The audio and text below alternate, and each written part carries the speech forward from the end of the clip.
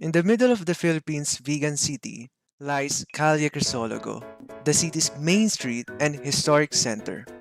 Its significance can be seen in its part of the UNESCO World Heritage Site Historic City of Vigan, Asia's finest example of a planned and well-preserved Spanish colonial town. Since the pre-colonial times, Vigan has been a valued trading coast used by the Chinese and other Asian kingdoms. And in the 1500s, the Spaniards saw its potential and designed the city according to the Law of the Indies, resulting in a unique fusion of cultures between the Philippines, China, Mexico, and other European countries. The streets in the city, including Calle Crisologo, consist of two-story structures derived from the traditional Filipino dwelling Bahay na Bato, combined with steeply pitched roofing reminiscent of the Chinese architecture. The ground floor was used for trading, while the second floor was used as a living quarters, resembling the trading lifestyle of the Chinese merchants.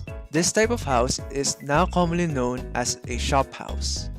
Today, the structures still have their original design and building uses. However, despite Vigan being the center of trade in the entire northern Philippines, the trading lifestyle no longer matches the needs of our generations. Due to the town's economic decline and political instability since World War II, many of the houses were abandoned and left to decay. Calle Crisologo is the most intact remnant of the city's history. To conserve the city's heritage, the locals established the 1995 Conservation Plan with heritage tourism as its main approach. It has been listed as a UNESCO World Heritage Site and applauded for its sustainability management. But after almost 3 decades since the conservation initiative, is Calle Crisologo still being conserved well?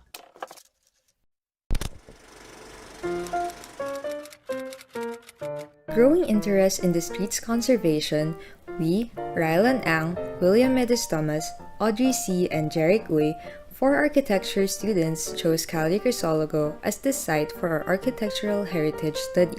With that said, this study aims to 1. Study the relationship between Calle Crisologo, its heritage values, and the local community.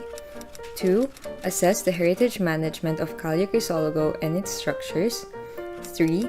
Suggest treatments and management techniques. And 4. Develop an adaptive reuse framework for the new uses of the heritage houses. Following the city's conservation plan, we intend to enhance the street's tourism, empower the local community, and incorporate the needs of today's society while conserving its heritage values. Before we proceed, it must be noted that the scope of Calle Crisologo we analyzed is only the 420 meters cobblestone path, starting from the corner of Liberation Boulevard up to Florentino Street, which bears the majority of the street's tourism industry.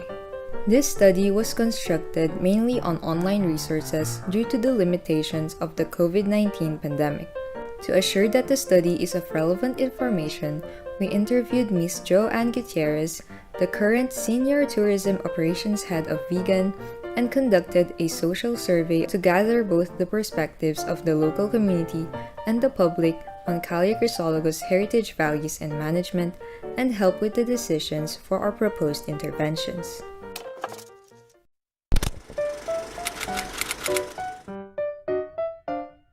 First, we produce a cultural mapping report based on previous studies, the social survey, and the interview, which identifies the different cultural heritage in Calle Crisologo. This plays a critical role in determining the site's local distinctiveness and guides us into what we need to conserve. We determined 5 categories, which are the ancestral houses, cultural institutions, traditional handicrafts, festivals, and the local cuisine. The well-known ancestral houses on Calle Crisologo are the Leona Florentina House and Museo Balay Mestizo.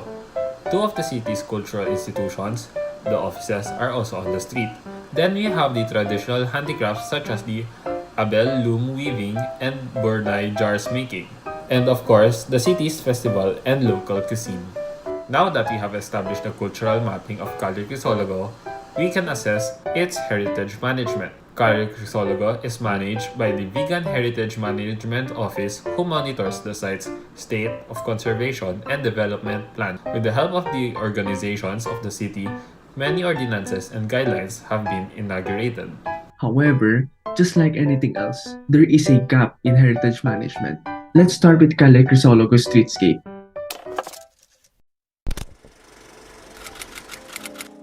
In this discussion, we will also be presenting our own interventions. Number 1. Small street signs. If you've been to Calle Crisologo, you would notice that the street signs are small and placed on the buildings, which may not be that visible and may confuse people. To make the street signs more familiar to modern society, we propose to change the street signs into street posts. Number 2. Passing vehicles. As the main tourist destination in Vigan, Calle Crisologo should be safe for pedestrians to walk around. Currently, there are cars and other vehicles passing on the streets, which also add to the vibration of the ground and affects the structure of the ancestral houses. Thus, we propose to add street bowlers to make the street more pedestrian-friendly and prohibit vehicles to pass through the streets, only allowing calesas as they are part of Vigan's heritage. Number 3. Random potted plants. On Calle Crisologo, there are also many individual potted plants. To make the street more organized, we propose uniform plants boxes spread evenly on the streets.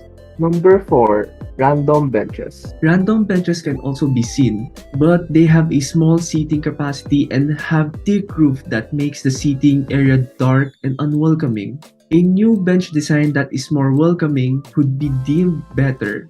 Other intervention we would like to propose are street plaques to attract people and provide information on the streets, and trash bins to lessen the street waste. All these 6 issues were noticed by the majority of our surveyed participants, and the intervention accumulated almost 100% support. We would like to collaborate with the local craftsmen to come up with the final design for this proposal to engage and empower the local community.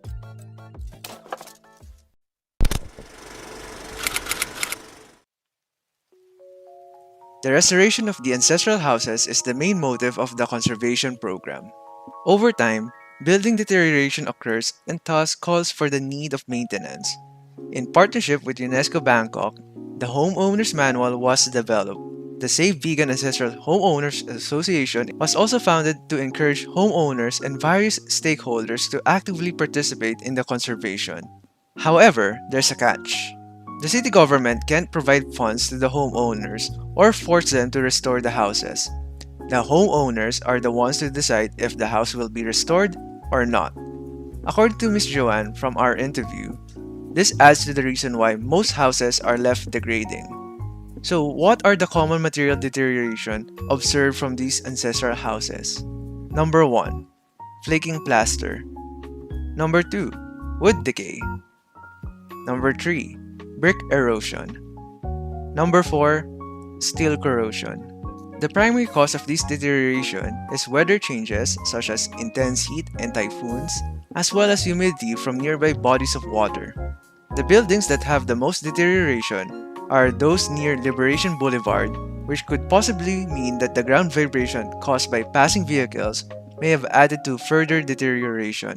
Additionally, we noticed that this part of Calle Crisologo has less activity, which means that they might have been neglected by the homeowners. In agreement with Ms. Joanne, some structures are in poor state and in urgent need of maintenance. Other building issues include decayed windows, uncontrollable vegetation growth, exposed air conditioning, exposed electrical wiring, and low interior lighting, to which our survey participants stated hinders one's full immersion into the city's heritage.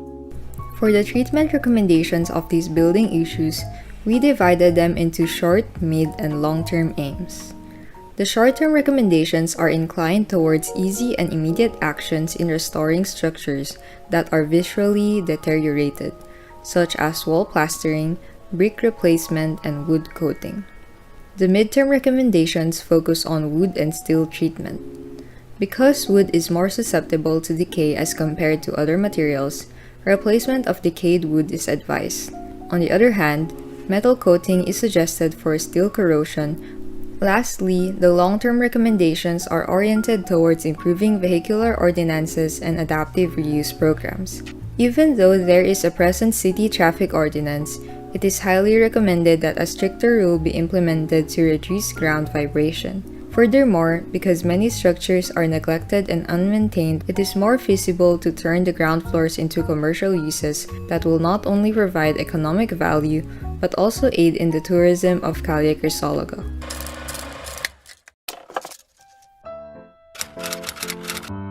For our adaptive reuse framework, first we should redesign the non-heritage homes to match the Hispanic Chinese architecture. Now that that's done, here are the current uses of the buildings. As you can see, the majority of the existing establishments on Calle Crisologo are souvenir shops and restaurants. There is only one heritage house, museum, and a few handicraft stores. Establishments unrelated to the city's heritage are accepted.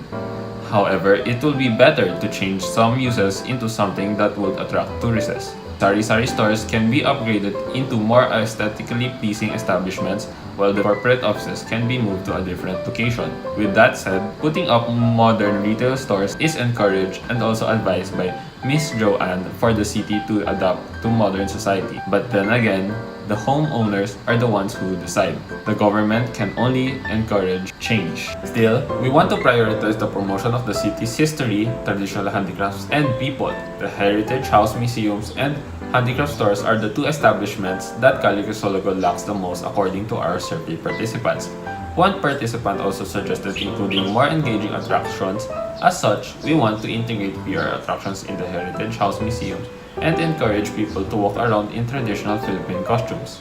The handicraft stores, instead of just selling their products, can offer workshops taught by the local craftsmen themselves. Tour guides and audio tours can also be provided for tourists. Moreover, with the proposed street bollards, people can safely dine at al fresco at any time of the day. This will also make the street livelier and more attractive to the travelers. Now, a showcase of our streetscape. Enjoy.